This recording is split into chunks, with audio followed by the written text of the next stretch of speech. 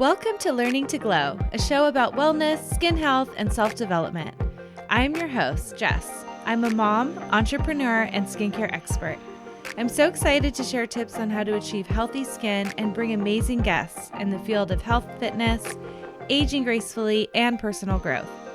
Let's explore all different ways we can take care of ourselves as women, both inside and out, to truly shine. So let's get glowing. Hi, everyone.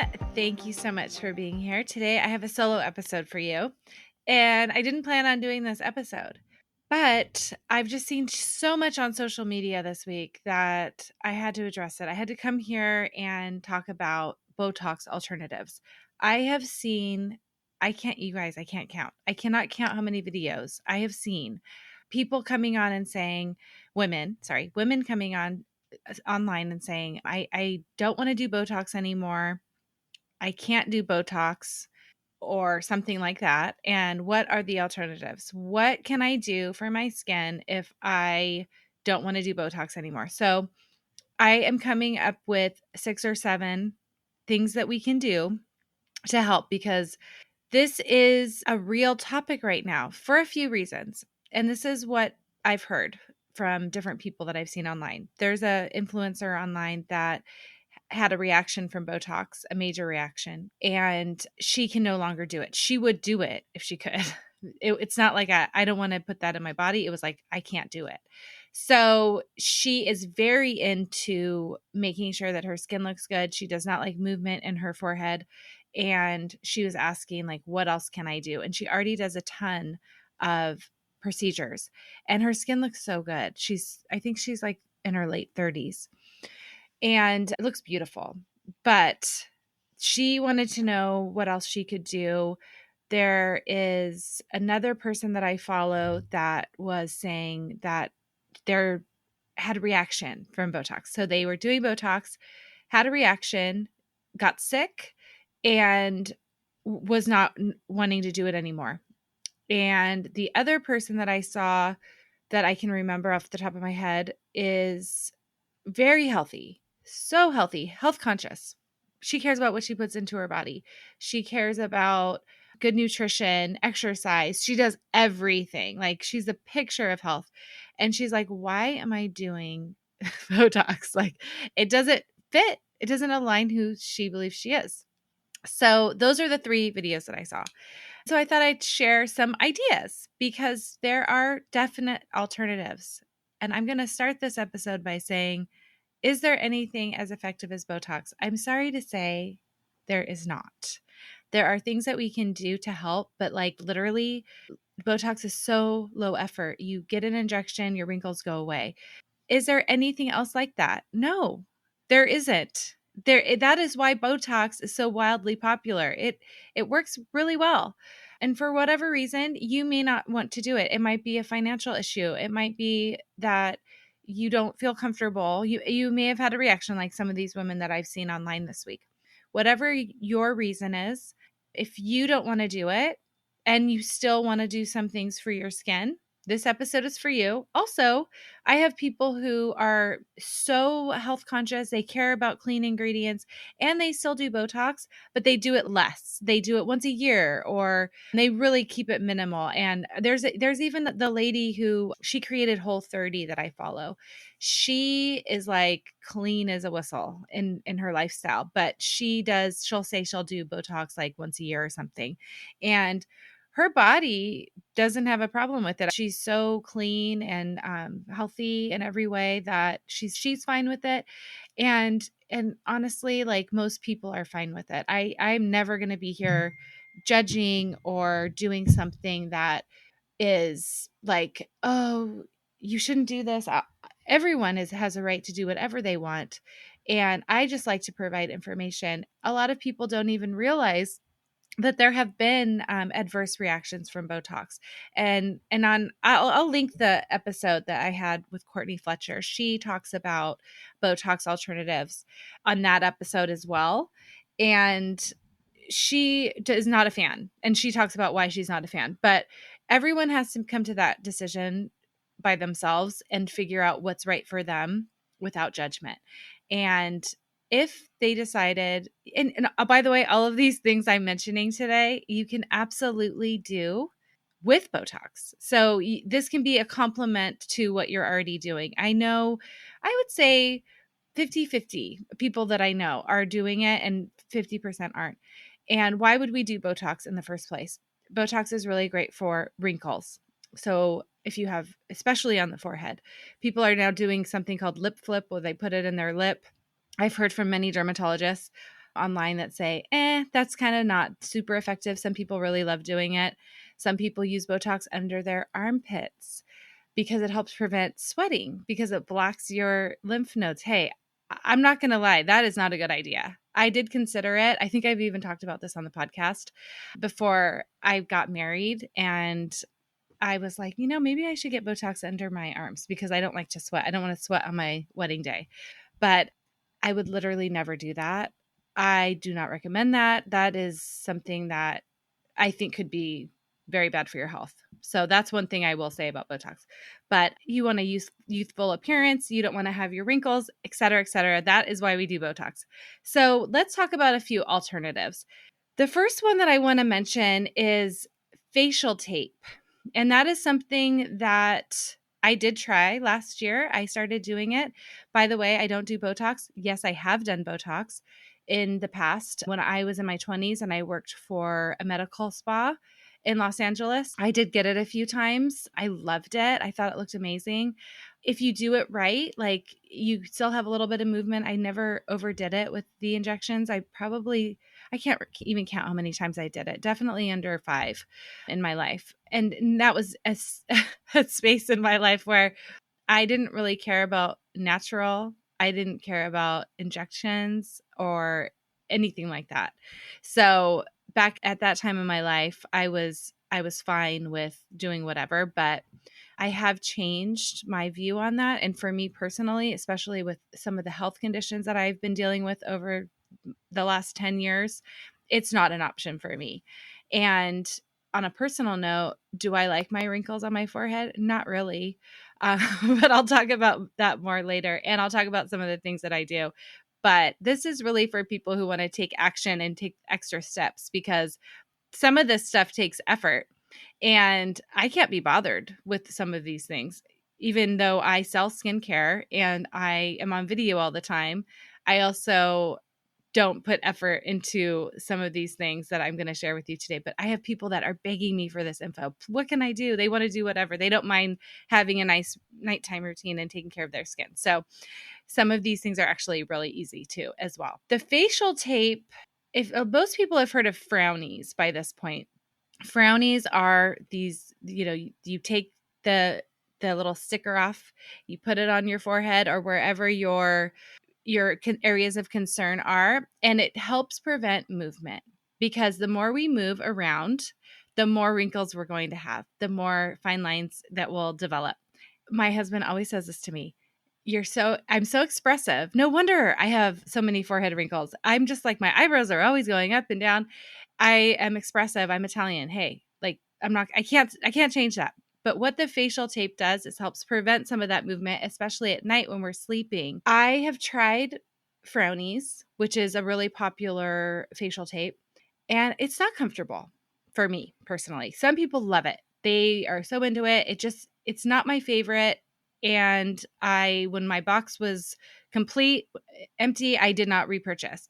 The new thing that I'm hearing about that I'm going to give a try, and I'll update you when I'm done, is Japanese facial tape. So I heard that this is so much more comfortable and super effective. So I am going to buy some, and I'm going to let you guys know how it goes. It is just something that you use at night. You put your skincare on and you let it dry, and then you apply the facial tape. So if you've used it, if you guys have used Japanese facial tape, let me know. Let me know what you think.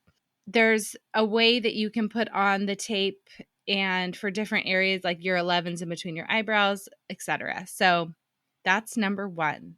Number 2 is at-home treatments. So we can use facial tools to help with fine lines and wrinkles. One of the things that I've talked about on here before that I absolutely love is the red light LED mask, and that's something that you can do at home. The red light helps boost collagen. It helps promote collagen production. So that's going to help strengthen your skin and the dermal layers. That helps with fine lines and wrinkles.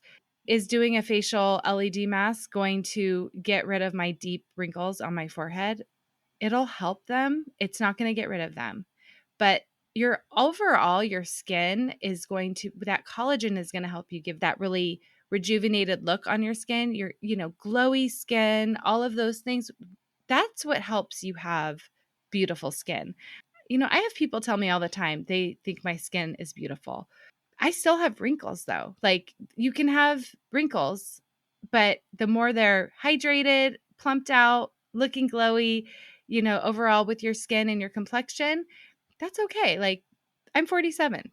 I can have wrinkles on my forehead as long as the rest of it's glowy. And there are times where they look more defined than others. And when I'm using my mask on a regular basis or my gua sha, things that help plump out the look of my skin, those are things that are going to help.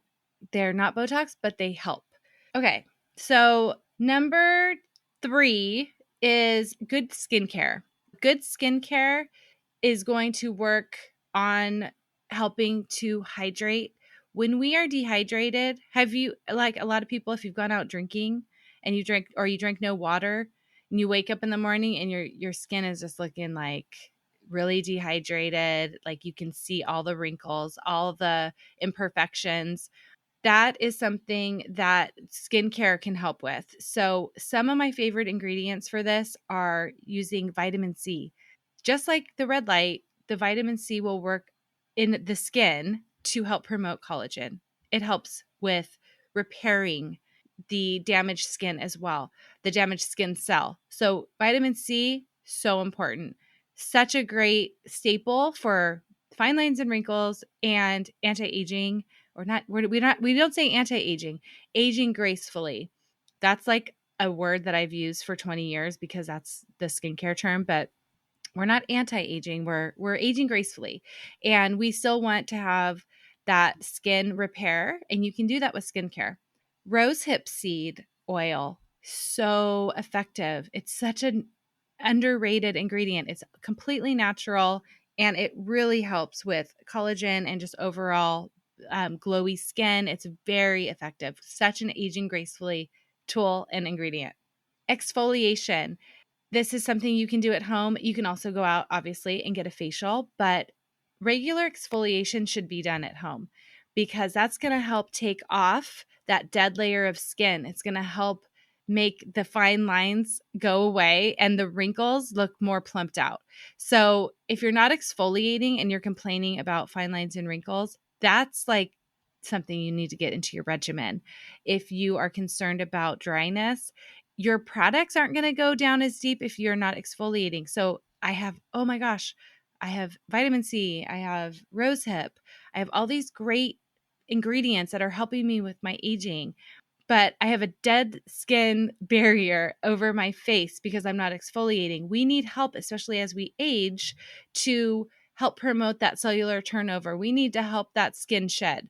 So we can do that by exfoliation. Exfoliation doesn't have to be extreme. The one that I use at home is gentle. Like, I put it on almost every night and I sleep in it. It's not going to make my skin red. It's not going to make me, have pain. Like, it's super gentle. It's consistency with exfoliation.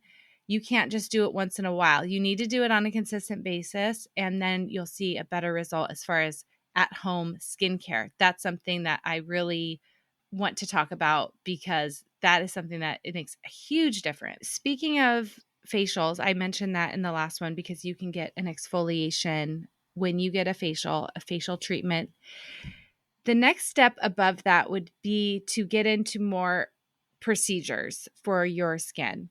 If you're like, okay, I'm ready, I want to do something that maybe is more of an investment. I want to do something that's more than just a facial. I want to see some real results here without the injections. Laser. So laser treatments I love because you're not injecting anything into the skin. The skin is being literally damaged. The skin cells are being damaged, and that's forcing them to renew and create new fresh cells that are more youthful looking. So laser is great. There's one that I really want that I have not purchased yet because it is an investment and it is definitely on my vision board. It's called Fortuna, and I definitely have that. That would be the one I would choose for my goals, which is skin rejuvenation, fine lines, and wrinkles. That is, and there's lasers for all different concerns. If you have hyperpigmentation, if you have acne, there's different types of lasers that do different types of things and give you different results. But that's what I would pick. That's on my wish list. And then also, I think the next thing I would recommend is microneedling. So, microneedling is something that you can do on a regular basis. You don't need to do it too often. I think they recommend like every 3 months. I've done it a couple times and I do not do it often. It is pricey. It's not as pricey as the laser, but it goes really well in helping that rejuvenation. That is something that I think is an amazing Botox alternative. The microneedling you can do on its own, or you can do something called microneedling with PRP, which is basically when they extract your own blood and they spin it and then they inject it back into your face. So it's like your own stem cells and it helps rejuvenate your skin. I think they used to call it the vampire facial, which is kind of creepy, but it's also such a good one. And I think if you did something like that in the laser, like you would see some really amazing results without getting Botox. Okay, so let's go down. Let's bring it back to earth here, and for our next tip, and do a little bit of a more preventative tip. So yes, we're aging and we see our fine lines and wrinkles and we don't want to do Botox, but there are things that we can do to help with the aging process because we're always aging. Our skin is always going to be aging. So we need to do things to assist it so that it's a little bit preventable, some of the damage that we can receive. SPF. So one of the, a lot of people will tell you this, the number one quote unquote anti-aging, even though we're not saying that word anymore, product is sunscreen. And there's a bunch of talk about sunscreen online. And I follow a lot of natural people and I follow a lot of not natural people, holistic, not holistic. And there's talk of like, I don't want to use sunscreen because I want to get my vitamin D. So it's like we have to be careful because I agree. Like we do need vitamin D. It is great to get a little bit of sun exposure at the right times of day. I do think it's important, but I also don't think you should go out at noon and take an hour walk without wearing sunscreen. You're working on your skin and your fine lines and wrinkles, and what is the most damaging thing? It is sun. So we have to be careful. If we're working on our skin, on our face, wear a hat. Get the sun on your legs and your arms if you want that vitamin D. Do it in the morning or in the evening when the sun isn't as powerful, so you're not damaging your skin cells. Skin cancer is real.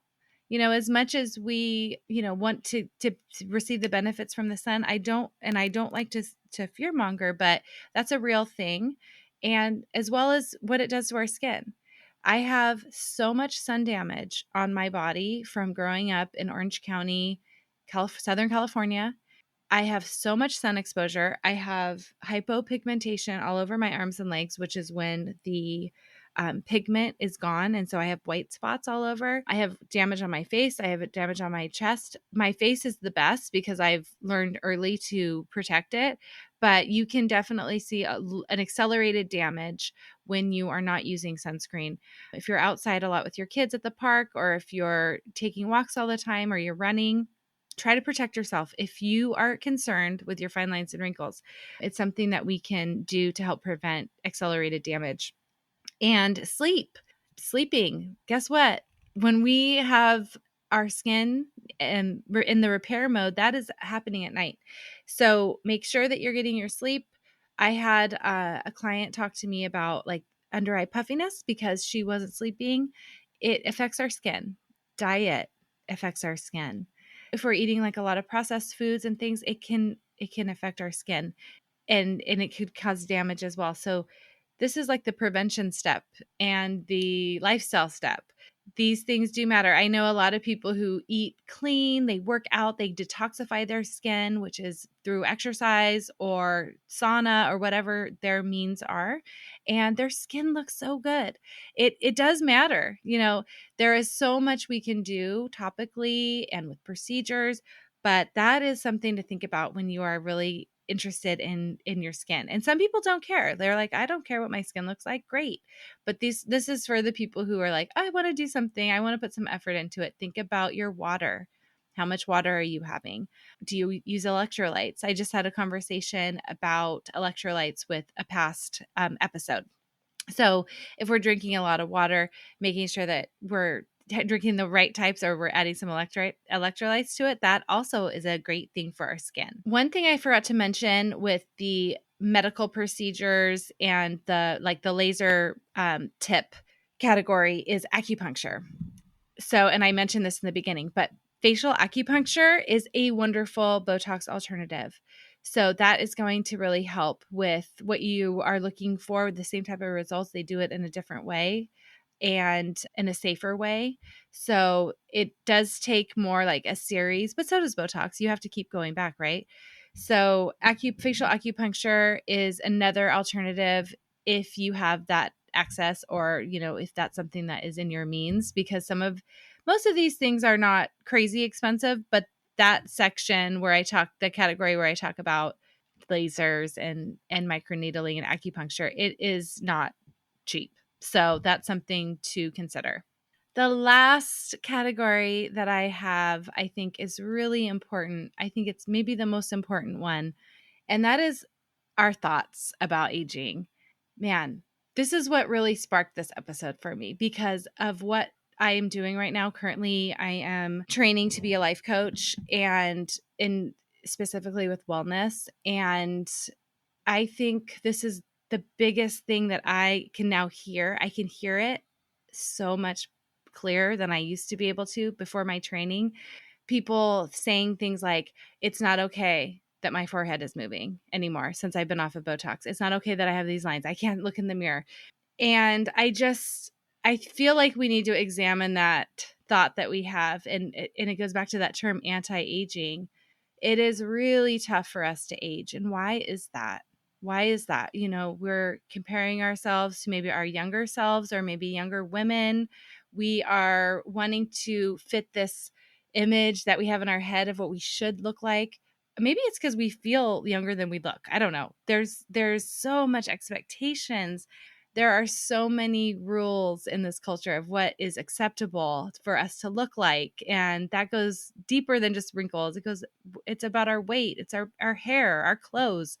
And you have to just sit back and be like, why do I even have these thoughts? Like, who came up with this crap in the first place? And it was probably a man trying to sell something. And it goes really, really deep into our culture and that diet culture that we have, the way that we should look, the expectations of women. And so I just invite everyone to examine that, think about that when you're talking to yourself and you hear this mean girl voice in your head saying, you shouldn't look like this. You should look better. This is what better looks like. It should be like her.